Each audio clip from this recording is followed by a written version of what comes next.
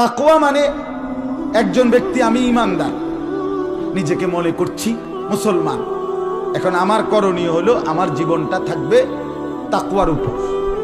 কিসের উপর? তাকওয়া দুই জিনিস, সহজ কথায়, তারকুল মুনকারাত, ফি'লুল খায়রাত।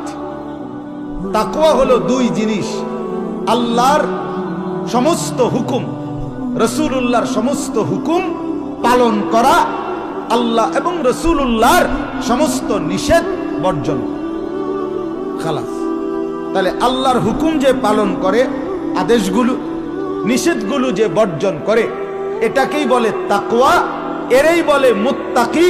আর ওই যে আগের ঈমান আর এই এখনকার এই তাকওয়া, এই দুই দৌলত, সম্পদ, নিয়ামত যার অর্জিত হলো, হাসরের ময়দানে কসম শুধু দাঁড়াবে, ফেরেশতা জান্নাত দেখায় দিবে, সিধা জান্নাত, সিধা জান্নাত দাঁড়াবে আর জান্নাত।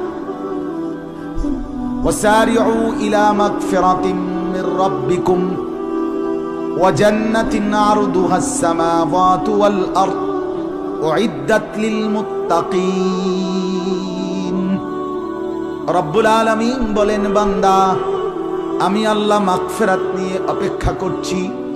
আমার বান্দা পাপী তাপী, ছুটে ছুটে দৌড়িয়ে দৌড়িয়ে আমি আল্লাহর কাছে আসো মাগফিরাত নিতে, আমার থেকে মাগফিরাত নাও।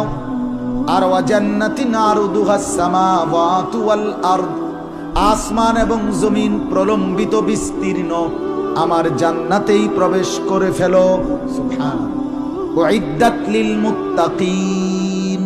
আল্লাহ বলে, শোনো শোনো বান্দা, আমি আল্লাহ জান্নাত বানিয়েছি কেবল মুত্তাকিদের জন্য। কার জন্য? বলেন না কার জন্য? সবাই বলেন কার জন্য? তাহলে ঈমান এবং তাকওয়া, ঈমান এবং তাকওয়া, ঈমান এবং তাকওয়া, ঈমান এবং তাকওয়া আমার জীবনের পুঁজি, আমার জীবনের মূল অবলম্বন। এই দুইটা আমার লাগবেই। ঈমান আমার লাগবেই, তাকওয়া আমার লাগবেই, নাই তো কবরেও আমার মুক্তি নাই, হাসরের মাঠেও মুক্তি নাই, ফুলসেরাতেও মুক্তি নাই, জাহান্নাম থেকেও বাঁচার উপায় নাই, জান্নাতে যাওয়ার সুযোগ। তাহলে জান্নাতে যদি যেতে হয়, জাহান্নাম থেকে যদি বাঁচতে হয়, কি লাগবে? দুই জিনিস, ঈমান এবং তাকওয়া। বলেন, যেটা তাকওয়া এটারে কয় নেক আমল, যেটা তাকওয়া এটারে কয় আমলে সালেহ। ওয়া আমিলুস সালিহাত, এ যত জায়গায় আছে এটার যে অর্থ, তাকওয়ারও সেই অর্থ, একই কথা। যা তাকওয়া তাই আমলে সালেহ, যা আমলে সালেহ তাই কি? তাই তাকওয়া।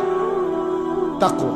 এখন আমি যে আয়াতটা পড়ছি, এবার শুধু এইটা বলতে চাই, আপনি আমি আলহামদুলিল্লাহ মনে করেন সিদ্ধান্ত নিলাম যে আমি তো মুমিন, মুসলমান পরিচয় দেই, কাজেই আমি তাকওয়ার উপরে চলব, মানে আল্লাহর হুকুমগুলো পালন করব, রাসূলুল্লাহ সাল্লাল্লাহু আলাইহি ওয়াসাল্লামের হুকুমগুলো পালন করব, আল্লাহ এবং রাসূলের নিষেধগুলো বর্জন করব।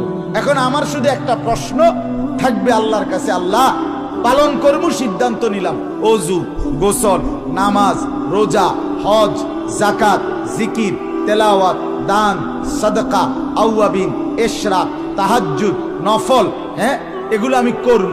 এরপরে গুনাহ, চুরি, ডাকাতি, জিনা, ব্যভিচার, মদ, জুয়া, নাচ, গান, অশ্লীলতা, বেহায়াপনা, বেপরদিগি, নাটক, সিনেমা, খেলাধুলা, মিথ্যা উপার্জন, হারাম উপার্জন, অবৈধ রোজগার, ছিনতাই, রাহাজানি, সব কিছু আমি ছাড়বো, নেক আমল করব।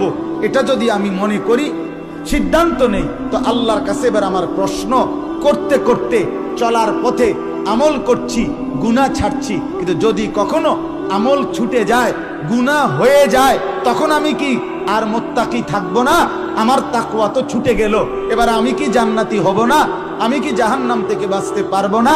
রব্বুল আলামিন তখন বলছে, বান্দা, তোমার সিদ্ধান্ত নেক আমল করবা, সিদ্ধান্ত গুনাহ ছাড়বা, এই অবস্থায় থাইকা যদি কখনো, এটা হইল তাকওয়ার রিমুভার, তাকওয়া যদি ছুটে যায়, তাহলে এইটাকে মুছে ঠিক করে দেওয়ার মাধ্যম হইল তাওবা।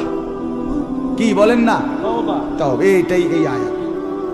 আল্লাহ তাআলা বলেন, ইয়া আইয়ুহাল্লাযীনা আমানু, হে ঈমানদারগণ, হে মুমিনগণ, তুবু ইলাল্লাহ তাওবাতান নাসুহা, তোমরা সকলেই, জওয়ান বৃদ্ধ নারী পুরুষ সবাই তোমরা তওবা করো, আল্লাহর দিকে ফিরে আসো।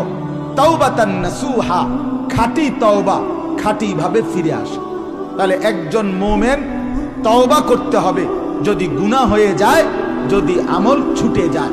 কারণ আমাকে মুত্তাকি হতেই হবে, আমাকে তাকওয়াবান হতেই হবে, নয়তো আমি জান্নাতে যেতে পারবো না। আর যদি তাকওয়া ছুটে যায়, লিক হয়ে যায়, ছিদ্র হয়ে যায়, নেক আমল হয়ে ভুল হয়ে ছুটে গেছে। আমি আজকে 3 মাস ফজরের নামাজ পড়ি, তো আজকে একদিন আমার ফজরের জামাত ছুটে গেছে। আমি আজকে 6 মাস 5 ওয়াক্ত নামাজ পড়ি, আজকে একদিন আমার এশার নামাজ ওয়াক্ত মতো পড়তে পারি নাই। তাহলে এটা আমার ত্রুটি কিনা? কথা বলেন না কেন? আমি সর্বাত্মক চেষ্টা করি চোখ নিচের দিকে নামাইয়া রাখতে, কিন্তু আজ আমি বেখেয়াল হোক, ইচ্ছায় হোক, শয়তানের ওয়াসওয়াসায় হোক, নফসের ধোকায় হোক, রাস্তার নারী, চলার পথের সুন্দরী নারী দেখে ফেললাম। এটা আমার গুনাহ হলো কিনা? আমার তাকওয়া ছুটে গেল, আমার তাকওয়া ছুটে গেল। আল্লাহ বলে, ঘাবড়াইও না বান্দা, তওবা করো, আমি আল্লাহ আবার তোমার তাকওয়া ফেরত দিয়ে দেব, মাফ করে দেব। তওবা করো, তবে তওবা হইতে হবে খাঁটি তওবা। কি তওবা বলেন? কি তওবা বলেন না? তাওবাতান নাসুহা, খাঁটি তওবা। খাঁটি তওবা কাকে বলে? খাঁটি তওবা মানে হলো খাঁটি সরিষার তেল হাতে ডললা তওবা, ঠিক নেই? কথা বলেন না? খাঁটি তওবা 3 জিনিসের নাম। কয় জিনিসের নাম? আবার বলেন, কয় জিনিসের নাম? হ্যাঁ, 1 নাম্বার কালউ মা কান, যেই গুনাহ হলো এটা সমূলে গোড়া সহ ছেড়ে দেওয়া, উৎপাটন করা।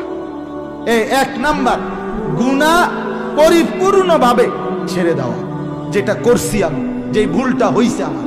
2, আর করব না, এই কথার উপরে মজবুত দৃঢ় সিদ্ধান্ত দেওয়া।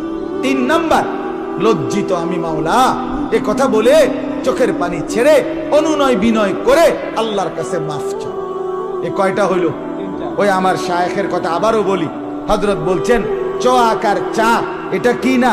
চা না, বরং চা পাতা, চিনি, ফানি, এই 3টা মিললে হয় কি? চা। ঠিক, পিছনের গুনাহ ছেড়ে দিলাম, আর করব না ওয়াদা দিলাম, লজ্জিত মাওলা মাফ চাইলাম। এই 3টা যখন একসাথ হয় তখন এটারে বলে তওবা। তওবা আল্লাহ তাআলা তখন 4 নাম্বারটা, আমি বলছি কয়টা? 3টা ছেড়ে দিলাম, আর করব না ওয়াদা দিলাম, লজ্জিত মাওলা মাফ চাইলাম। আল্লাহ বলে 4 নাম্বারটা, বান্দা আমার থেকে শোনো, আমি আল্লাহ মাফ করে দিল। তবে শর্ত হলো তুমি 3টা বুঝায় দাও, 4 নাম্বারটা আমি বুঝাই দেব। তুমি 3টা বুঝায় দাও, তুমি বলো মজবুতির সাথে যে আমি এই গুনাহ করব না, আমি আর করব না, আমি ছেড়ে দিলাম, আর করব না, ওয়াদা দিলাম, আমি লজ্জিত মাওলা মাফ চাইলাম, বিনিময়ে আমি আল্লাহ ওয়াদা দিলাম, তোমার গুনাহ যদি আসমান পরিমাণ হয়, সমুদ্রের ফেনা পরিমাণ হয়, জমিনের বালুকণা পরিমাণ হয়, গাফারতু লাকা ওয়ালা উবালি, কোনো পরোয়া না করে আমি মাফ করি। এই আজকে এটাই কথা।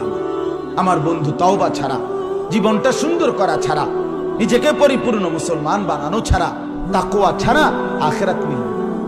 আখিরাত মিলবে না, কবর মিলবে না, পরকালের সুখ মিলবে না, দুনিয়ার স্বস্তিও মিলবে না, দুনিয়ার নিরাপত্তাও মিলবে না। অতএব দয়া করে প্রত্যেকের মূল চিন্তা উচিত, আমার ঈমান সুন্দর হলো কিনা, আমার তাকওয়া ঠিক আছে কিনা। যেখানেই ত্রুটি সেখানে তওবা দিয়ে নিজের তাকওয়াকে ঠিক করে নেওয়া, তওবা দিয়ে মুছে নেওয়া, এটা আমাদের জরুরি। দেখেন অনেক মানুষ, ওই আপনারা আমি পরিষ্কার বলি, রাগ হইয়েন না, কাউরে ছোট করার জন্য না, আমি বুঝানোর জন্য বলতেছি। মূলত কোন মুসলমান এটা যদি না বুঝেন, তওবা কিন্তু এই 3টারে কয়, ছেড়ে দিয়া গুনাহ, আর করব না ওয়াদা, লজ্জিত হয়ে মাফ চাওয়া। কিন্তু আমনে মুখে বিড়ি খাইতে আছেন, আমনে কোন আস্তাগফিরুল্লাহ, আস্তাগফিরুল্লাহ, কি আস্তাগফিরুল্লাহ, কি রাস্তাগুলো? বিড়ি, আপনার মুখে দিয়ে বিড়ি, পকেটে সুদের টাকা, আমনে কোন আস্তাগফিরুল্লাহ। আমনের ঘরে চলে রঙিন টেলিভিশন, আমনে কোন আস্তাগফিরুল্লাহ। এটা কিসের আস্তাগফিরুল্লাহ? এরকম আস্তাগফিরুল্লাহর উরফে আস্তাগফিরুল্লাহ, এমন আস্তাগফিরুল্লাহর উপরে কি